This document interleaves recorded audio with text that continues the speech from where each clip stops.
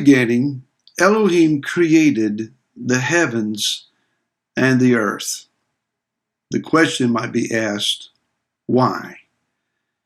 Hi, this is Barry Phillips, the 10-minute Torah, day 1 of the Torah portion, Bereshit, in the beginning. We think about those famous foundational words that in the beginning Yah created that which is heavenly, that which is of the spirit realm, and then he created the physical realm and the earth and the known universe to be a reflection of the perfect order that Yah had already created in the heavenlies. Again, the reason why is not revealed to us. At the time of this recording, which is at the end of the Sukkot season, and I really hope and trust that you have had a wonderful experience of Sukkot and rejoicing, fellowshipping, hopefully had some meaningful time in the Sukkah, just reconnecting with the Almighty. On the last day of Sukkot, at the time of this recording, this is year 2023, we are horrified, we are shocked, we are greatly saddened, and if you are, as I am, infuriated at the devious attack, the Hamas, which happens to mean violence, and they live up to that name, Hamas has perpetrated on Israel. Last reports say hundreds taken as prisoners or as hostages. They will be utilized, obviously, not only for the inflaming of passions of violence among those in Gaza, but also strategically to hopefully, in their respect and their understanding, ward off any retaliatory attacks from Israel toward key military targets. The more we learn about this invasion and this terrorist attack, the more we understand it was long-term in its planning. There are more players than just those in Gaza. There are other nations that would be involved. There's more to this than what initially meets the eye. And that's not a conspiracy theory. It's just we understand that the nations of the earth do not support Israel. They would rather support this demonic mob of those who act like wild animals. I've seen the videos where they are in the streets, yelling, screaming, demonstrating, gesturing, and it's there's no sanity in it. So, again, knowing that these kind of things can happen, will continue to happen, and not just Israel, the world over. Why would Yah set into motion something that would result in such, I'm failing for words here. So why would he do this? Well, there's more to it than what man has accomplished with Yah's creation.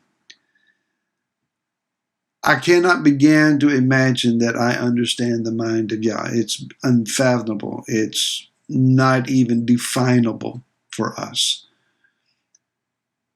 Yah has created a physical realm, as I said earlier, to reflect the spiritual realm and perfection.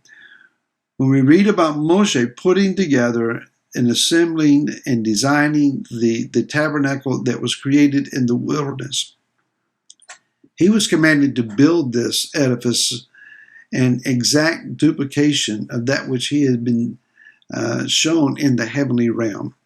So he had a spiritual vision, and it spiritual model of this tabernacle and its operations. And then Yah says, now put this into physical form.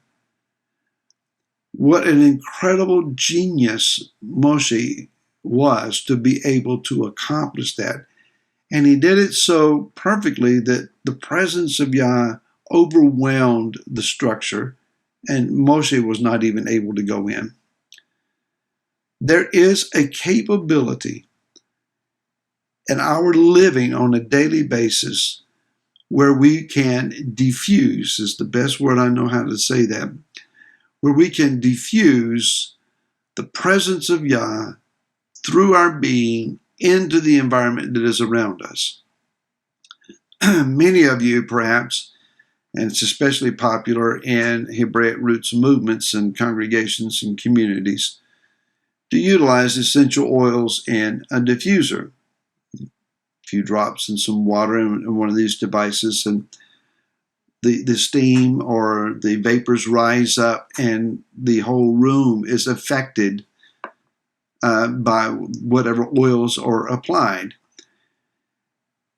Knowing that we are indeed in our bodies, the majority of us are filled with water. Our bodies are more water than anything else. But the oil of his presence in us can be diffused, and we can infect, and affect, be a better word, the environment that is around us.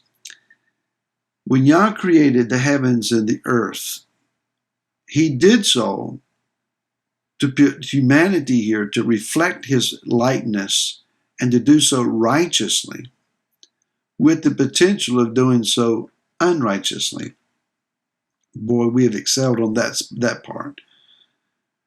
But primarily, Yah put this creation in order to have the existence of Am Israel. When I say Am Israel, I'm not just talking about Yehuda, the Jewish people who are currently the target and the subject of our prayers. We are praying fervently for them. But all of the tribes dispersed the world over. Let me just make this point, and this is a very important one. The spiritual entities that are driving Hamas, Hezbollah, Iran, and other players in the Middle East and around the world to bring about and perpetrate this violence against Israel. This demonic power, this it's even greater than demonic powers. This would be a principality driving this war effort. If we think that they only are aware of Israel as revealed in the Jews, we should have another thought coming. What's taking place in the Middle East right now, these demonic powers would indeed seek to perpetrate this the world over. Yah created the heavens and the earth, again for reflection, but also as a habitation of Am Israel, so then that this covenant body can diffuse his reality throughout the earth, and that the world can see and know that there is only one Elohim, only one mighty one. Yah is seeking to reveal himself to us through his covenant people.